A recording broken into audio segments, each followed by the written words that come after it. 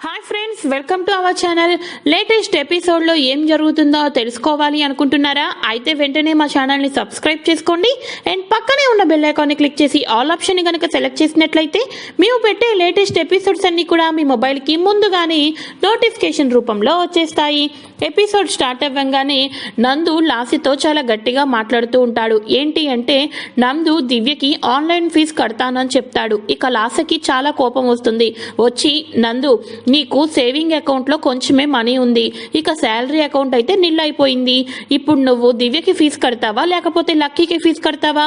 Lucky బాధ్యత కూడా నీదే అని చెప్పేసేసి నాకు ప్రామిస్ చేసావు. ఇప్పుడు నువ్వు చేస్తున్నదేంటి? దివ్యకి ఫీజు కట్టకపోతే ఏమీ కాదు కదా, తను అర్థం చేసుకుంటుంది కదా అని గట్టిగా అంటుంది లాస్య. ఆ మాటలకు నందుకి చాలా కోపం వస్తుంది. ఏంటి ఇప్పుడు నీ బాధ? నేను నా దివ్యకి ఫీజు కడతాననే కదా నీ ప్రాబ్లం, లక్కీకి కట్టనని నీతో నేను చెప్పానా? లక్కీ రెస్పాన్సిబిలిటీ కూడా నాదే అని నీకు చెప్తున్నాను కదా. అయినా సరే ఎందుకు? నేను అసలే స్ట్రెస్లో ఉంటే నాకు ఇంకా నువ్వు ఎక్కువ తలనొప్పి తీసుకొచ్చే మాటలు మాట్లాడుతున్నావు లాస్య. ఏంటి, నన్ను అర్థం చేసుకున్నది ఇంతేనా అని చెప్పి గట్టిగా అరుస్తూ ఉంటాడు.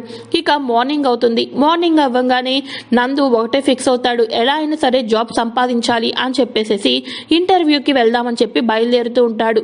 ఇక అలానే వాళ్ళ అమ్మ అనసూయ, అమ్మ నేను ఇంటర్వ్యూకి వెళ్తున్నాను, జాబ్ వచ్చేదాకా ప్రయత్నిస్తూనే ఉంటాను అని చెప్పేసి వాళ్ళ అమ్మతో చెప్తూ ఉంటాడు. అదే టైంకి నందు మొబైల్ రింగ్ అవుతూ ఉంటుంది.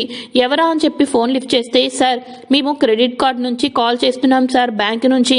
మీరు 3 months నుంచి కూడా అమౌంట్ని పే చేయలేదు సార్. తర్వాత ఈ రోజే లాస్ట్ డేట్, కన్ఫామ్గా ఈరోజు మీరు పే చేయాలి, లేకపోతే మీ అకౌంట్కి చాలా పెద్ద ప్రాబ్లం వస్తుంది అని చెప్పేసి వాళ్ళు ఫోన్ పెట్టేస్తూ ఉంటారు. అప్పుడు నందు, ఎక్స్క్యూజ్ మీ సార్, మీకు ఎంత అమౌంట్ పే చేయాలి అని అంటూ ఉంటే 1,50,000 సార్ అని చెప్పేసి వాళ్ళు అంటూ ఉండి ఇంకా ఫోన్ పెట్టేస్తారు. ఏంటి, ఇప్పటికిప్పుడు 1,50,000 కట్టాలా అని ఆలోచిస్తూ ఉంటే పక్కనే ఉన్న అనసూయ, ఏంట్రా నందు అలా ఉండిపోయావు ఒక్కసారిగా అంటే, 1,50,000 క్రెడిట్ కార్డ్ కట్టాలమ్మా ఇప్పుడు నేను అని చెప్పేసి అంటూ ఉంటాడు నందు. ఇక వెంటనే ఎలా కట్టాలి అని ఆలోచిస్తూ ఉండగా అప్పుడే అంకితను అభి నడుచుకుంటూ ఇక వాళ్ళ డాడీ దగ్గరికి వస్తూ ఉంటారు. అభి, నీకు నేను మొన్న నీ అకౌంట్లో మనీ వేశాను కదా, ఆ మనీని నా క్రెడిట్ కార్డ్కి పేమెంట్ చేసేసేయి, మర్చిపోవద్దు సరేనా అని చెప్పేసి నందు అంటాడు. ఆ మాటలకు వెంటనే అభి, ఏం మాట్లాడుతున్నారు డాడ్? మీరు నా అకౌంట్లో వేసిన అమౌంట్ ఎప్పుడో మొత్తం నేను ఖర్చు పెట్టాను, అవసరాలకి వాడుకున్నాను, ఇప్పుడు ఆ అమౌంట్ నా అకౌంట్లో లేదు డాడ్ అని చెప్పేసి అంటూ ఉండగా ఇక వెంటనే నందుకి చాలా టెన్షన్ వస్తూ ఉంటుంది. ఏంటి అభి, ఏం మాట్లాడుతున్నావు? మనీ అంటే కొంచెం కూడా వాల్యూ లేకుండా పోతుంది, ఎంత అమౌంట్ వేస్తే అంత అమౌంట్ కూడా ఖర్చు చేసేసేయడమేనా? కొంచెమైనా సరే రెస్పాన్సిబిలిటీ ఉండాలి కదా నీకు అని చెప్పి గట్టిగా అరుస్తాడు నందు. వెంటనే అభి, ఏంటి డాడ్, మీరు ఎప్పుడో వేసిన అమౌంట్ని ఇప్పుడు అడుగుతారని నేను ఏమైనా కలగంటానా, లేకపోతే మీరు ఉద్యోగం ఊడించుకొని ఇంటికి వస్తారని నేను కలగంటానా అని చెప్పేసి రివర్స్ అడుగుతూ ఉంటాడు. ఆ మాటలకు నందుకు చాలా బాధపడతాడు. ఎందుకంటే కన్న కొడుకి నువ్వు ఉద్యోగం పోగొట్టుకొని వస్తావా అన్నది నేను కనుక్కున్నానా అని అనటంతో చాలా బాధపడతాడు. ఇదంతా కూడా వింటున్న తులసి ఏమంటుందంటే, అభి ఒక్క నిమిషం ఆగు, ఏం మాటలు అవి? తన్న తండ్రితో మాట్లాడాల్సిన మాటలేనా అవి? ముందు ఇంట్లో తల్లిదండ్రులకి గౌరవం ఇస్తే బయట సమాజంలో మనకి ఎవరైనా సరే గౌరవం ఇస్తారు అని చెప్పేసి అంటూ ఉంటే పక్కనే ఉన్న అంకిత, అవునబి, అంకుల్తో నువ్వు అలా మాట్లాడడం తప్పు కదా, సేటు సారీ, అంకుల్కి సారీ చెప్పు అని అంటూ ఉంటే ఇక వెంటనే నందు, పర్లేదమ్మా పర్లేదు, నన్ను ఇంట్లో వాళ్ళు అర్థం చేసుకుంటారనుకుంటున్నాను, కానీ ఎవరు కూడా నన్ను అర్థం చేసుకోవటం లేదు, ఏం చేస్తాను అని బాధపడుతూ ఉంటాడు. ఇప్పుడు ఇంకా అక్కడికి తులసి వస్తుంది. తులసి వచ్చి, ఏవండి మీరు ఈ బ్రదర్స్ గురించి ఏమీ బాధపడద్దు, మీ ఈఎంఐల సంగతి అలానే ఇక ఆన్లైన్ ఫీజుల సంగతి అంతా కూడా మర్చిపోండి, ఈ టెన్షన్స్ అన్నీ కూడా పట్టుకొని మీరు ఇంటర్వ్యూకి వెళ్తే అక్కడ మీకు ఎటువంటి ఆన్సర్స్ కూడా త్వరగా చెప్పలేరు, నేనే ఇంకెక్కడైనా సరే జాబ్ వెతుక్కుంటాను, ఇంకొక ఉద్యోగం పార్ట్ టైం ఉద్యోగం అయినా చూసుకుంటాను, అలానే ఇక మిషన్ కూడా ఎక్కువగా కుట్టి మన ఇంట్లో ఉన్న సమస్యలన్నీ కూడా తొలగిపోయేటట్టు నా వంతు బాధ్యత వహిస్తాను, ఆ విషయంలో మీరేమీ బాధపడద్దండి అని చెప్పేసి అంటూ ఉంటుంది తులసి. ఇక వెంటనే లాస్య, చూసావా నందు, నువ్వు మన తులసి దగ్గరకు వచ్చి చేయి చాసినట్టు, తులసి ఇంటి బాధ్యతలన్నీ కూడా తీసుకుంటున్నట్టు ఎంత ఇదిగా మాట్లాడుతుందో తులసి అని లాస్య అంటూ ఉంటుంది. అప్పుడు వెంటనే తులసి, లాస్య, నా మాటలకు అర్థం అది కాదు. నేను కొంచెం ఎక్కువ కష్టపడతాను, ఇంకా జాబ్ చూసుకుంటాను అని చెప్పేసి అంటున్నాను అని అంటూ ఉంటే, అబ్బబ్బబ్బబ్బా, ఎంత స్లోగా ఎంత మహానటిలా చెప్పావో, అనాల్సిన మాటలన్నీ కూడా అనేసేసి అని అంటూ ఉంటుంది లాస్య. ఇక వెంటనే నందు, అబ్బా లాస్య, ఆపుతావా ఏంటి గోలా? తులసి అన్న మాటల్లో ఏం తప్పుంది? తులసి ఎప్పుడూ కూడా ఇంటిని పోషించడం కోసమే ఆలోచిస్తుంది. ఇంటి గురించి ఎంత కష్టమైనా చేస్తుంది. ఆ విషయం నాకు ఇప్పుడేంటి? పాతిక సంవత్సరాల నుంచి కూడా తెలుసు. నీకే తులసి గురించి పూర్తిగా తెలీదు అని చెప్పేసేసి నందు మన లాస్యకి గట్టిగా మాట్లాడతాడు. నందు మాట్లాడిన మాటలకి లాస్య షాక్ అవుతుంది. ఇదేంటి, నందు నా వైపు రివర్స్ అవుతున్నాడు, మెల్లమెల్లగా నన్ను వదిలించుకోవాలని చూస్తున్నాడా ఏంటి అని తన మనసులో తానే మాట్లాడుకుంటూ ఉంటుంది. ఇది ఇలా ఉండగా ఇక వెంటనే తులసి, ఏవండి, మీకు ఇంటర్వ్యూకి టైం అవుతుంది, వెళ్ళి రండి అని చెప్పేసి అంటూ ఉంటుంది. ఇక వెంటనే ఇంటర్వ్యూకి బయలుదేరుతూ ఉంటాడు నందు. ఇలా ఇంటర్వ్యూకి బయలుదేరుతున్నప్పుడు అభి మాటలనే గుర్తు తెచ్చుకొని బాధపడుతూ ఉంటాడు. ఇక తులసి ఏమో, నేను ఇప్పుడు ఆన్లైన్ క్లాసు ఒక 2 hours చెప్తున్నాను, టైలరింగ్ చేస్తున్నాను, మిగతా టైం అంతా నాకు చాలా ఉంది. ఈ టైంలో కూడా నేను ఏదో ఒక జాబ్ సంపాదించి దివ్య ఫీజు కట్టడం కోసం ఆయన చాలా తాపత్రయపడుతున్నాడు. కానీ ఆయన దగ్గర అమౌంట్ సరిపోవటం లేదు. దివ్య ఫీజు, అలానే లక్కీ ఫీజు, పిల్లల భవిష్యత్ పాడవకూడదు, ఇంట్లో ఎన్ని బాధలున్నా కూడా. అందుకనే నేను ఇంకా జాబ్ ఏమైనా చేయాలి, ఇన్కమ్ ఆదాయం వచ్చేటట్టు చేయాలి అని తులసి తనలో తానే ధైర్యం చెప్పుకుంటూ ఉంటుంది. ఇక ఇదిలా ఉండగా నందు ఇంటర్వ్యూకి వెళ్తాడు. ఇంటర్వ్యూకి వెళ్ళిన తర్వాత గుడ్ మార్నింగ్ సార్ అని చెప్పేసి అంటే, యా కూర్చోండి అని చెప్పేసి ఇక ఫైల్ అంతా కూడా చూస్తూ ఉంటాడు.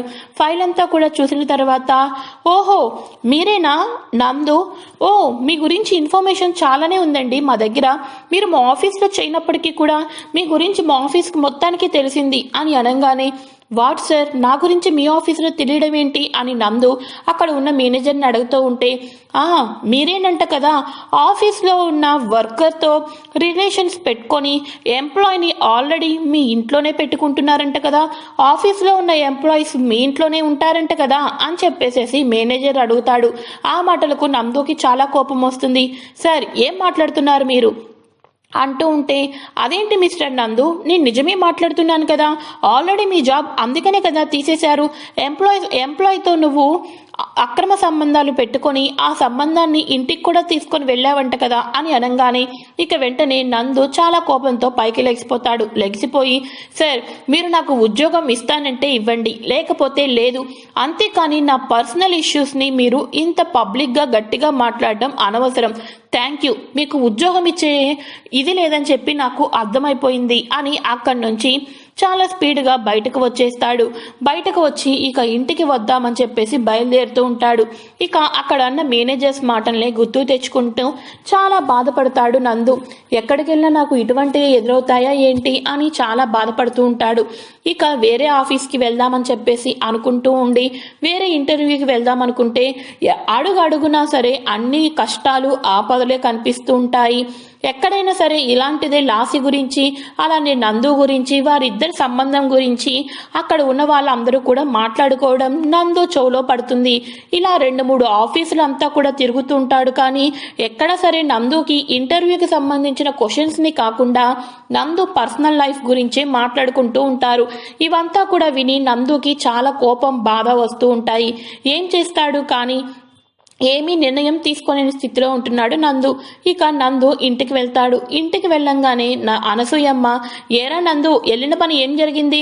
అయినా సరే నా కొడుకుకి ఎవడు ఉద్యోగం ఇవ్వడలే, ఎంత ఎక్స్పీరియన్స్ ఉంది, ఎక్కడికి వెళ్ళినా సరే ఆఫీస్ మొత్తాన్ని కూడా డెవలప్ చేసే బాధ్యత నీ మీదే వేస్తారు కదా, నీకెవర్రా ఉద్యోగం ఇవ్వండి అని అంటూ ఉంటుంది అనసూయమ్మ.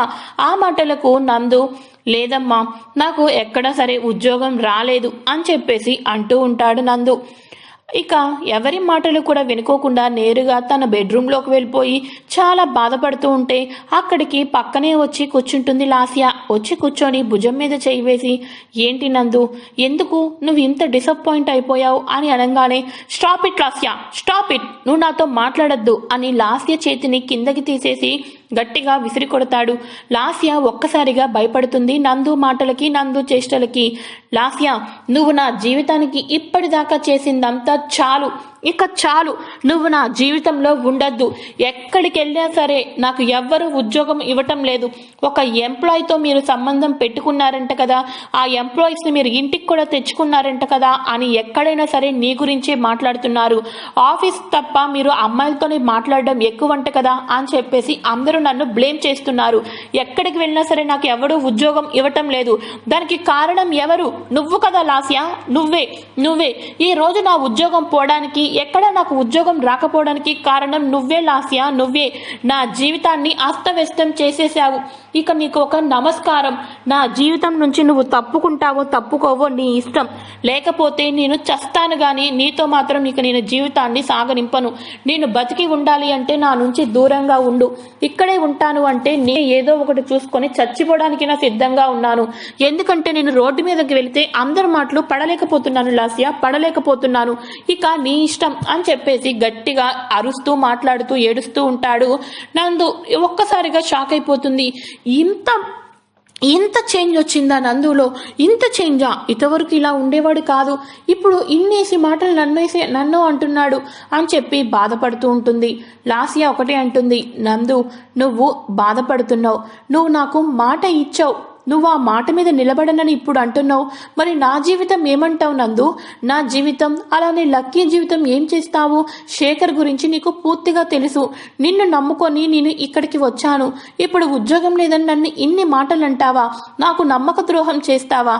శేఖరే అనుకున్నాను, కానీ శేఖర్కి మించిన మోసగాడివి నువ్వని నాకు ఇప్పుడే అర్థమవుతుంది అని చెప్పేసి లాస్య ఇక నందుతో గట్టిగా మాట్లాడుతూ ఉంటుంది.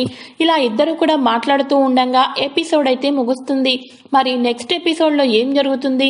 నందు తన అప్పులతోనూ ఈఎంఐలతోనూ ఎంతో మరుగున పడిపోతున్నట్టు చాలా బాధపడుతూ ఉంటాడు. అందులో నుంచి పైకి లేపుదామని చెప్పి చూస్తూ ఉంటుంది తులసి. కానీ లాస్య ఏమో దెప్పి పుడుస్తున్నట్టు మాట్లాడుతూ ఉంటుంది. మరి నెక్స్ట్ ఏం జరుగుతుంది?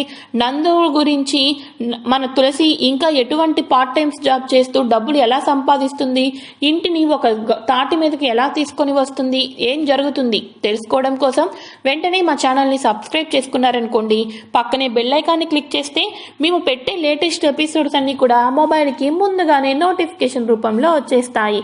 Thanks for watching friends, bye.